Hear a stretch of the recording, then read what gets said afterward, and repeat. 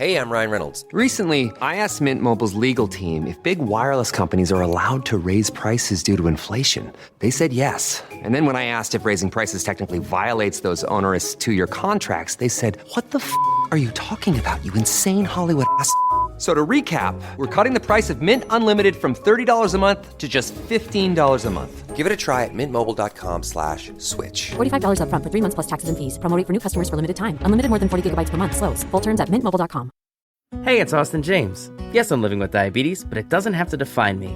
Thanks to the Freestyle Libre 3 Plus sensor, I get real-time glucose readings throughout the day. The Freestyle Libre 3 Plus sensor is small and easy to wear, giving me the freedom to focus on my life as a parent and a musician.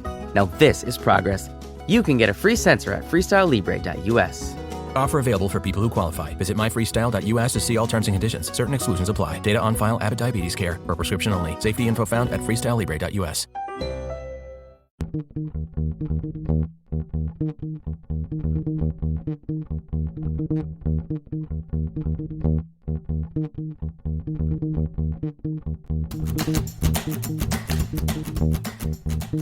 This message is from the U.S. Department of Veterans Affairs. Did you serve in the military? If so, you can obtain a free lifetime pass to more than 2,000 federal recreation sites.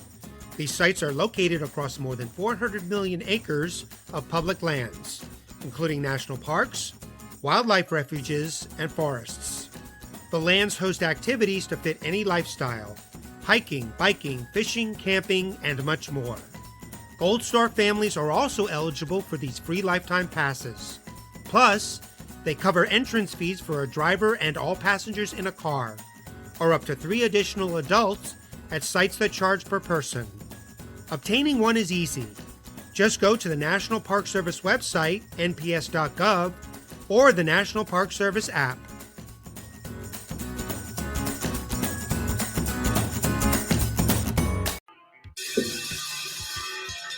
All right. Welcome back. MisFitNation. We are a show founded by a veteran and hosted by 2 veterans and a military spouse. Our mission is to get people to tell their story to the world. If you're an author, share your tips with Misfit Nation. If you're a musician or actor, our audience needs to know how they too can get into the business. Coaches, we love our coaches. Come on and share some of your tips with the Misfit Nation to help them become better versions of themselves. If you're a corporate leader or an entrepreneur, come on and share how you did it and how hard you have fought for success. If you're a veteran, first responder, or Gold Star family, we would love to have you come on and just share your story with the Misfit Nation. We always have time for you. If you're feeling down, alone, or starting to see the darkness, stop. Think about those who are around you. You are not alone. You will be missed. If you feel like your problems will be a burden to those in your inner circle or are embarrassed, dial 988. If you are a veteran, take option 1. We need you to keep pushing forward. Don't make a permanent solution to a temporary problem. If you're a new listener, welcome to the Misfit Nation. Be sure to subscribe to our show on your favorite podcast apps and also on our YouTube channel at @_Misfit Nation. Subscribe and click the bell to keep you up to date with our latest episodes and all of our news. You can also find us on Heroes Media Group and About Face Radio. Now, let's get to the show.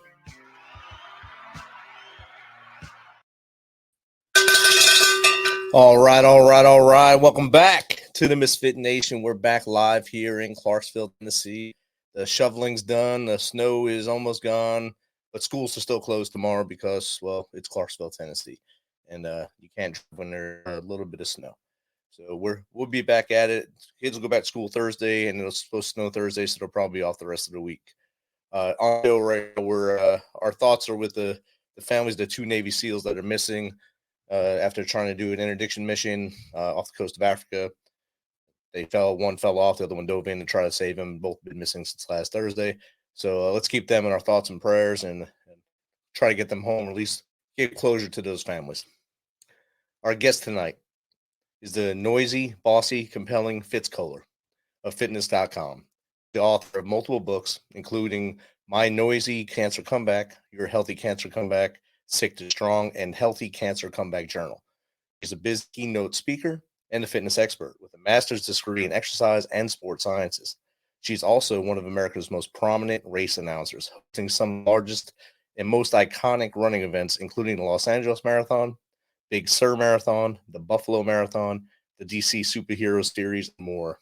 Her company, Fitzness International, has a global reach, and she's conquered every avenue of mass media to help people live better and longer. So without further ado, let's welcome Fitz Koehler to the Misfit Nation. Welcome, Fitz. Thanks for having me, Rich. And I would love to start by saying thank you to all of your listeners who are active military veterans or first responders. Freedom is my absolute favorite thing. I am a raging patriot, and my favorite people are those who preserve all of this for us. So thank you. Awesome. No problem. Thank you for taking some of your time tonight to hang out with us. I know you could be doing other things, like maybe announce a local indoor race somewhere, because it's probably cool where you are, but it's probably better to do indoor right now instead of freezing up. But thank you for being here. Of course. I just gave your little blurb about you there. I know you have a much deeper story than that blurb I just did. So if you don't mind, go back as far as you want. Tell us more about Fitz. Native Floridian, and I have been teaching fitness since I was about 14. Fell in love with it then. I loved what fitness did for me. I loved what it did for other people. I wasn't convinced it would become my career until I figured out a way to do it in a way that paid my bills. I knew I wanted a house and a car and to take my kids on vacation sometimes, and working in a gym didn't seem like that would be possible if that was my route. So I decided to pursue a career in mass media. So I teach fitness via TV, radio, books, magazines. I do online presentations. I do a ton of keynote presentations, and I spend my days helping people live better and longer. I almost had my life cut short a few years ago when I found a nasty little lump in my boobs 7 weeks after a clean mammogram. When I had it looked into that week, we found out that not only that little lump was cancer, but it had already spread to my lymph nodes. It was running through me like wildfire. And I had to be treated urgently and aggressively. And I ended up with about 15 months of chemo, 33 rounds of radiation, some surgery, and I'm very grateful to be cancer-free. So that's good news for me. But along the way, I made some really great decisions, shrewd decisions that benefited me immensely. And I've decided to spend the rest of my days working to support other people going through difficult times with good decisions and healthy habits. That's awesome. And a journey that a lot of people don't make it out of. So I'm glad that you did make it out, especially with that many rounds of chemo and radiation, and to be smiling now and and be on the show and still doing fitness and still helping people to gain the success in their life and their journey for fitness and for a better life as well. Yeah. Well, you know what? With perspective, I mean, it just makes everything easier. So when I was diagnosed, I was definitely terrified. I was definitely sad. I was definitely stressed. I wasn't a robot about it. I mean, it definitely impacted me in a very intense way. But instead of having a pity party and instead of asking why me, and I never once did that, I thought, well, a few miles down the road from my house, there's a pediatric oncology unit at the University of Florida, UF Health Hospital. And I thought, well, I'm so lucky not to be a baby with cancer. And I'm so lucky that it's not my baby with cancer. And because of those things, you know, I'm a grown-up with cancer, and I'm going to put on my big girl panties and I'm going to figure it out. So it was hard, but having the right attitude and pursuing my passions, and just, you know, every day was an opportunity to make a good decision or a bad decision, or a whole bunch of good decisions or a whole bunch of bad decisions. And I erred on the side of making my life easier and making good decisions. And it obviously has paid off for you and your motivation for others to do the same thing. So it's a really good testament to your mindset when you went in through this. Yeah, you know what, no matter what's going on in our life, we have certain things we can control. And I heavily advise people to control what you can. It will make all the difference in the world. I like to tell people, if you're riding the boat, ride the waves. If you're sailing that boat, then you ride the waves the right way. So you control what you can control. Otherwise, just along the ride. And I think it's along the same thing you're saying there. Yeah. And then trying to control the uncontrollable will just make you insane. It's just foolish and make you miserable. So I think that's an element of genius as well. Definitely. And that's what people's pulling their hair out because they can't control something. It's way out of their control. And that drives them to do other bad decisions in life. And it does end up well most times. Right. Right.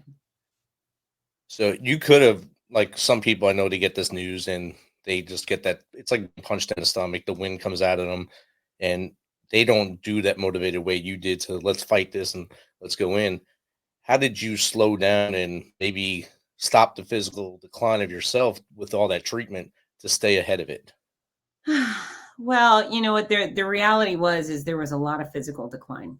I did as many of the right things as I could. In fact, partially through my treatment, when I went in for round number 6 of the mean chemo. So I had 6 rounds of apparently what is the most toxic combination of chemo they give anybody, followed by 15 rounds of a lesser yet still mean type of chemo. So when I was in the worst of the worst, I showed up for chemo one morning, and the routine is when you're having chemo is you got to visit your oncologist. He has a little conversation with you. They draw some blood.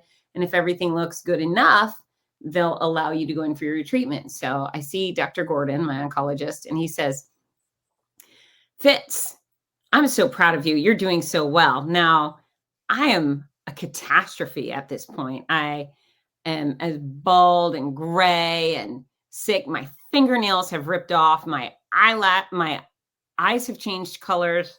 Everything that could go wrong with me I had been violently ill every day for the past 5 months. I mean, it was bad. And I said, Dr. Gordon, I am not doing well. Why are you saying that? He said, no, Fitz, you're doing so good. I'm so proud of you. And I just said, why are you saying that? Are you not looking at me? He said, Fitz, I'm not suggesting you haven't suffered.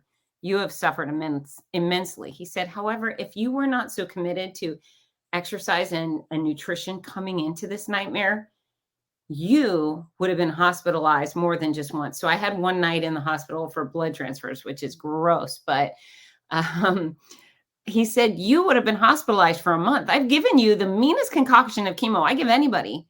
Anyone else in your situation probably would have been hospitalized for many days, possibly would have had a feeding tube, which likely would have led to infection. He said, instead of that, you haven't had any of those weeks in the hospital. Instead, you've traveled the country announcing your races, doing your keynotes. You've been on flight after flight, and you've had more adventure than most healthy people do in a lifetime. So I'm not suggesting you haven't suffered.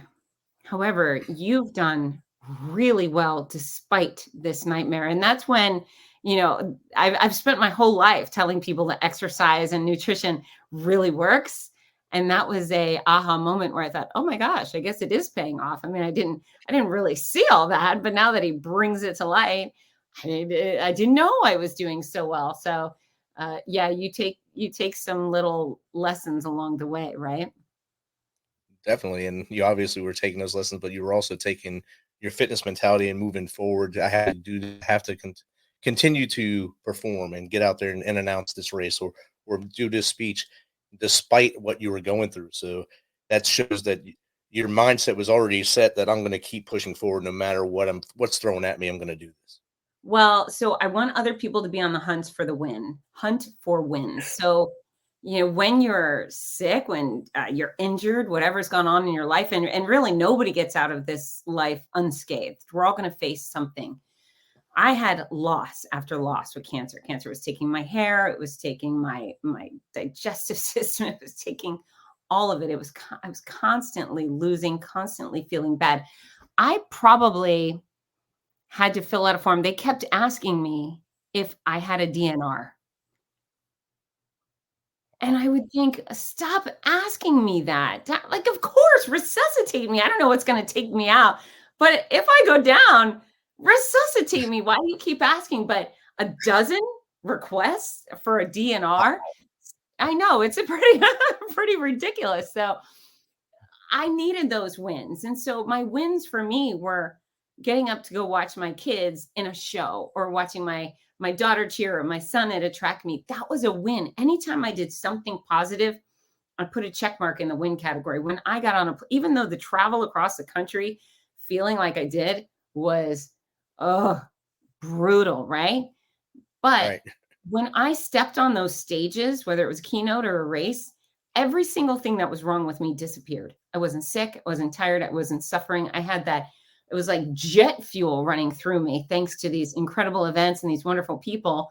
And I got to be full force Fitz Koehler again for as long as I had an athlete on the course or a word in my mouth to deliver with these people. And so the lesson there for the rest of y'all is to figure out what fuels you and go to that, even in the worst situations. It's funny, people are like, well, I'm going to play my guitar because it's a great day, or I'm going to, I don't know, watch soccer. Okay, that's good stuff when you're feeling good. But when you're feeling bad, when you're hurt, when you're ailing, that's when you need your guitar. That's when you need soccer. If you can't play soccer, read a book about soccer or watch it on TV or watch it on TikTok. I don't care.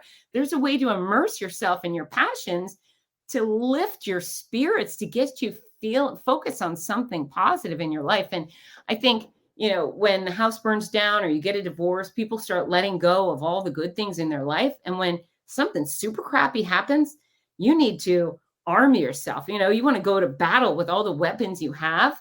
And believe it or not, your guitar and your love of soccer or art or whatever it is are your weapons. Definitely. And finding that passion, and like you said, being able to have that, even when you can't physically do it, will help you get through those dark times and those days when you just really don't want to get out of bed because something's knocking you down. You stream soccer, I think, 24/7 now. It's on in every country, and it comes to America via every medium right now. Before my daughter played soccer, I had no idea what soccer really was. I knew our football, and then she started playing, so I had to learn on the fly. So that's how I learned, just watching videos and then coaching her because I had no idea. Yeah, it's important for you to just figure that out. And I know a lot of your audience are veterans and, perhaps PTSD or other mental stress disorders. And you gotta make those choices. And what I find is cancer is a very lonely experience, even though I had a whole world full of people that really cared about me and did their best to support me. I had to take 100% of those needles. I had to take all the zaps, radiation, all the treatment had to run through my veins. And it was scary and it hurt and it was hard. And I can imagine coming home from war makes you feel alone and scared and stressed. And, you're not alone, but you have to be your greatest advocate. And so for me, it was that voice in my head, even when I was doing something that was scary, which was constant. I mean, I was constantly scared of everything in front of me. But the girl in my head, thankfully, she would say, you've got this.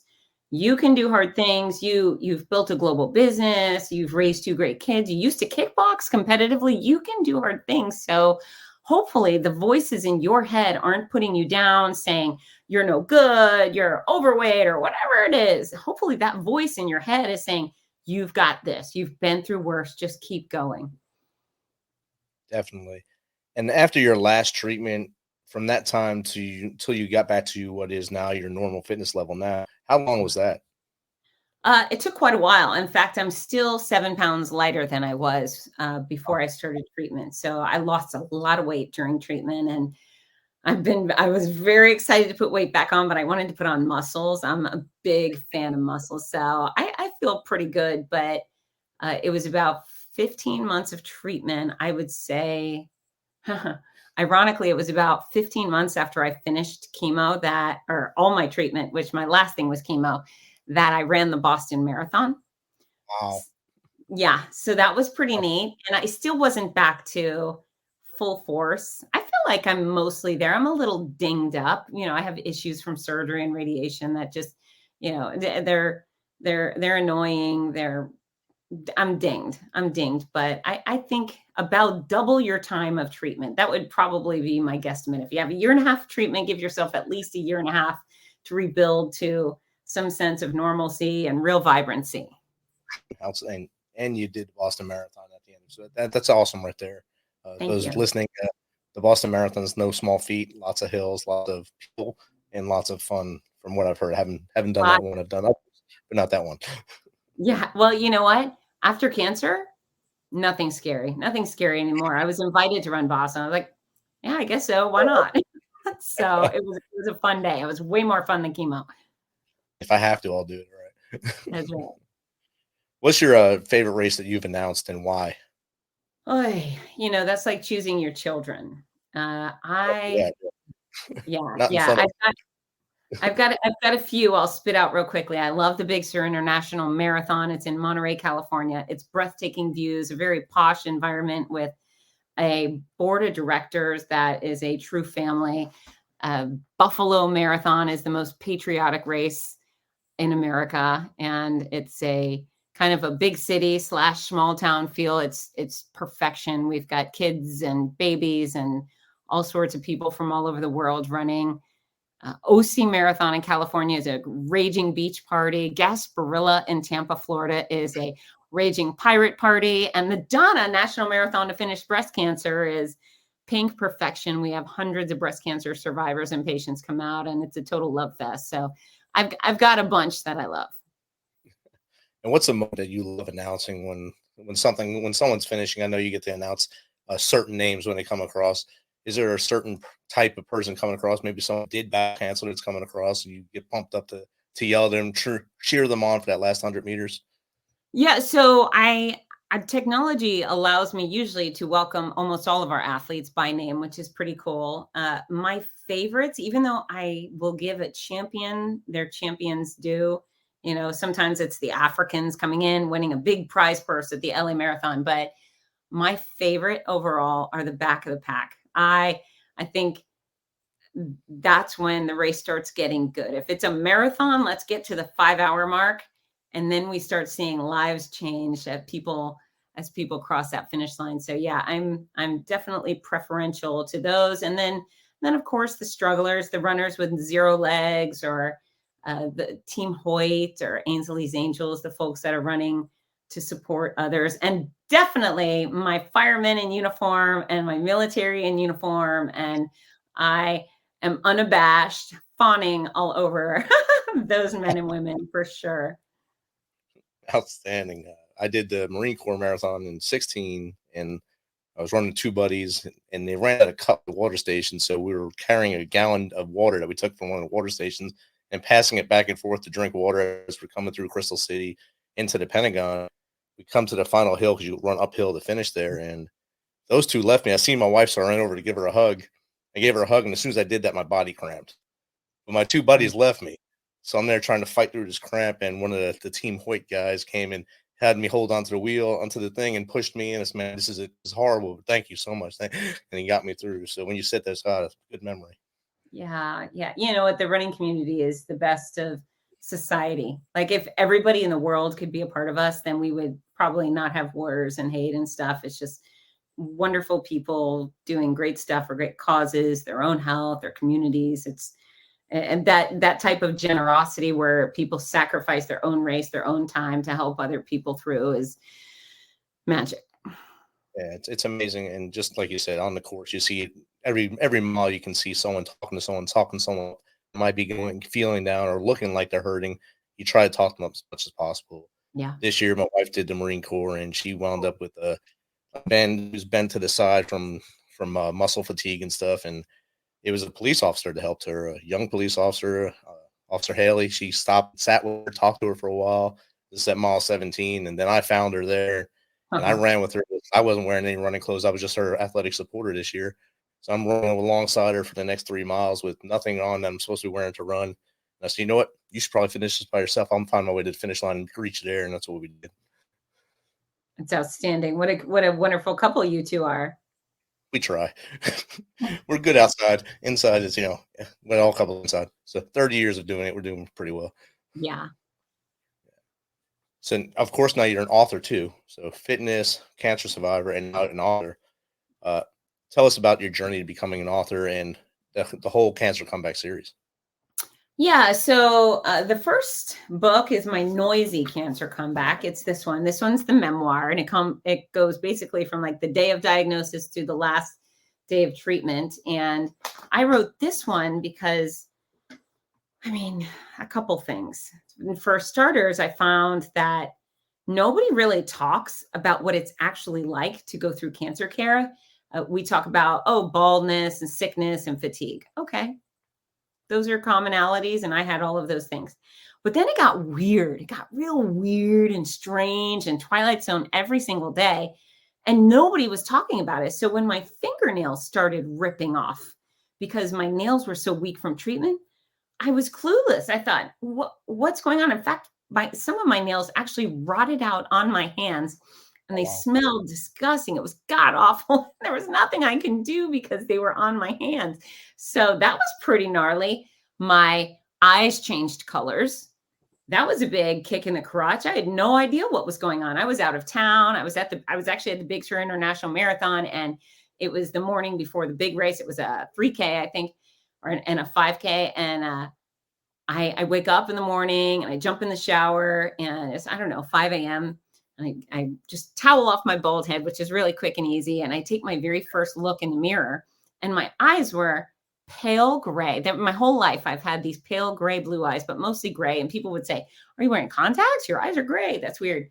So I look in the mirror and they're navy blue saucers, just boom, like saucers. And it was so weird. And I thought, that's crazy. What's going on? And you know, if I called home, there was a 3-hour difference. What was anyone from home going to do about my new eye color? And then I thought, well, maybe I should call 911 because this is weird, right? And then I thought, well, if I call 911 and say, help, my eyes have changed colors, they're just going to send that like a straitjacket, you know, I'm going to get some crazy people. So then I thought, yeah, I mean, just nuts. So I thought, okay, well, I can see.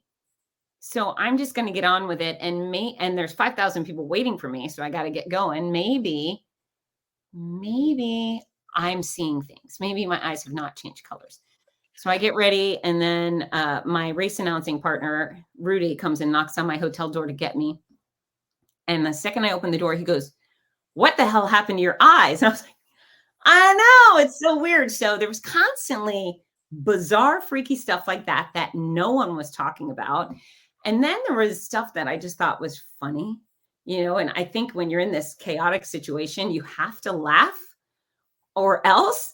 And then I had really made some good decisions along the way. And I thought, okay, I can help people do better and be better in this realm as well. And so that's this book. This book's a lot of mental fortitude, a lot of stories, a lot of funny, wacky, weird stuff. It's a collision of cancer and 30 air trips, air travel, and strangers and running. And then, so that's that book. And then this book, Your Healthy Cancer Comeback, Sick to Strong. This one was born about halfway through my treatment. I had lost a ton of weight, and it was about the time where my mom said, you need to eat. You look like you were in the Holocaust. And I said, thanks, Mom. Thanks. You know, and I was a little blonde skeleton or bald skeleton. And I thought, well, I'm doing my best, right? So I had finished surgery and I'd done rehab, and my doctor had said I was free to go back to the gym and lift weights as normal. So I went into the gym enthusiastically and I sat down on a machine and I poked the pin in where it used to be and I pushed and nothing happened. There was no movement at all. I thought, dang it. I dropped the pin, pushed again, nothing happened. What I found is that not only did I look like a little skeleton, I had lost 80% of my strength, which is a colossal amount to lose. And so as I'm sitting there on this machine, kind of absorbing the gravity of what's gone on with my body, I thought, well, I know exactly how I'm going to rebuild it. I'm a fitness expert. Lucky me. I have no doubt that I'm going to get myself from point A all the way back to point B, feeling vibrant and athletic. But at that same time where I was feeling so confident with my perfect plan to recovery, which I executed beautifully, at the same time, I started thinking about my peers, you know, the millions of other cancer patients in this world who have been brutalized, devastated by their treatment and their disease. and they have no idea how to get back to normal, right? I mean, that moment where I figured out I lost 80%, that was the point where I was supposed to burst into tears, run out of the gym, get in my car and go home and cry and give up. And I didn't, because I have all this stuff in my head. But, thinking about all of these other people, man, cancer is hard. I mean, imagine having your stomach bug, like you get the flu. Imagine having the flu for 200 days. Wow. It's devastating. You can't eat what you want to eat. This is not everybody, but it's a lot of people. Sometimes people are just burned and blistered and ravaged, and they have no idea how to get back to any sort of normalcy. So using my experience and my fitness expertise, I put it in here. This is a guidebook, and endless studies prove that we can weaponize exercise and nutrition to help increase our chances of remission and decrease our chances of of recurrence. So this book guides people how to pursue exercise, nutrition during chemo, radiation, surgery, amputations. It's got tons of photos. It even has photos on how to exercise in a chair, strength training, stretching exercises, that you can do in bed. Tons of exercises you can do in bed. So it's not about being who you were before cancer yet. It's about doing what you can when you can. And this is a guidebook for that. It goes into complementary care, acupuncture, massage therapy, sexual health counseling, you name it. And then there's a full color, fun journal with all sorts of great prompts. And the prompts will guide you from sick to strong. It's a place to put in your diagnosis, your treatment plan, your hydration, exercise, nutrition for the day. But it also has a ton of fun prompts like, have you nicknamed your tumor? And, what celebrity do you look like bald? And for me, I got a lot of weird answers, but my number one celebrity that I was most frequently compared to was crazy Britney Spears. All the time, people go, you look just like crazy Britney Spears. And I never wore a wig. I was like, thanks. What am I? Thanks. Thank you. Right. But yeah, and it's all full color. There's no ribbons. There's nothing sad. There's nothing pitiful in there. It's just, the truth with some humor and a whole bunch of uplifting messages to help people through it and past it. That's outstanding. Yeah. I asked a good question in the chat. If anyone had any questions for you, I think they're all just dumbfounded with your journey. One said, I have no questions. This is just an amazing journey. This is awesome. So that's so nice. And I think it's been echoed through a bunch of them. So that's what the chat's doing right now. So you're touching the hearts of people, the heartless friends that are in there. So it's great. And where can they get your book or just get with you, maybe the fitness plan? Yeah. So Fitzness.com is my home base for everything. And there's a ton of free content up there. Exact formula for weight loss, tons of free workout videos, articles. There's all sorts of opportunities for you to learn something to help you become more fit today.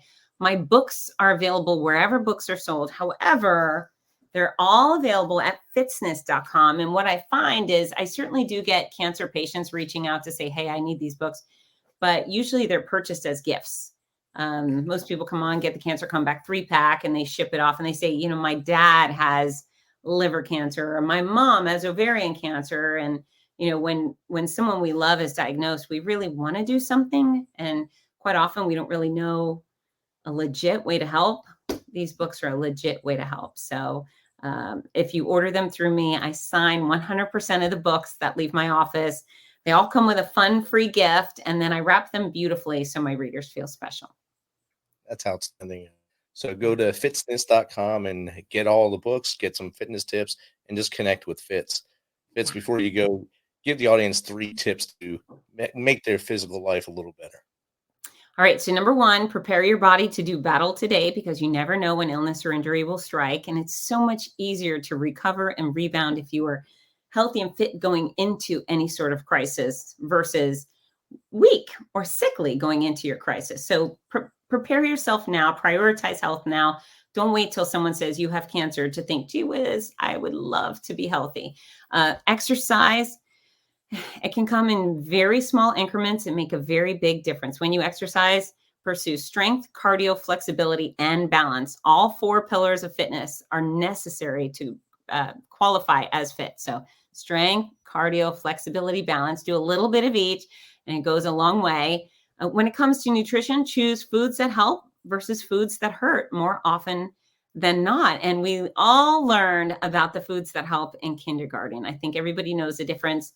You stay with produce and lean proteins and lean dairy and whole grains, and then you steer clear of the processed foods and fried foods and sugary hoopla. So I know your listeners are very smart. And thank you. Hi, Stephen. Thank you for the sweet comments. I love you guys. And truly, I know you have a big, thanks, Jake, a big military and first responder audience. I'm a raging fan. In fact, fan is an understatement. So what a huh? A little fanatic, I said. Yes, very much. Well, Fitz, this has been great. Very quick half hours. It was awesome. Your story is amazing, and what you're doing is amazing. Keep on doing you, just like the chat said. Keep staying strong, keep being amazing, and keep helping others to find their way. So thanks again for being on tonight. Will do. Thanks, Rich. Bye, everybody. Have a good night. In October 2019, Arlington, Texas was chosen to be the home of a new national museum, unlike any other. The National Medal of Honor Museum will be a unique home of military history. The 100,000 square foot museum will house exhibits, archives, and artifacts relating to the 3,500 U.S. troops who have been awarded the medal, the nation's highest honor for valor in combat. The museum will have 31,000 square feet of galleries dedicated to U.S. troops who have received the award. The museum CEO, former Navy SEAL and NASA astronaut Chris Cassidy, said the museum will focus on education as much as preservation. The building will have 5 areas dedicated to Medal of Honor winners from the Army, Marine Corps, Navy, Air Force, and Coast Guard. The main gallery will be located in a central plaza under a 25,000 square foot slab of steel, which will appear to be suspended in midair. It will be supported by 5 pillars. Black Rifle Coffee is a corporate sponsor of the museum, as are the Dallas Cowboys. The museum's board also includes over a dozen major corporations and 6 Medal of Honor recipients, including David Bellavia, Patrick Brady, and Britt Slabinski. Army Staff Sergeant Bellavia was awarded the medal for clearing an entire house by himself on November 10, 2004, as a squad leader in support of Operation Phantom Fury in Fallujah, Iraq. He killed 4 enemy fighters and wounded a 5th in close. Thanks for checking us out and being a part of the Misfit Nation. Don't forget to visit our website at themisfitnation.com. That's themisfitnation.com. Check out all of our past episodes and get some of that great Misfit Nation gear. As always, be humble, stay hungry, and keep hustling, because we are Misfit Nation. Misfit Nation. Misfit Nation. Misfit Nation.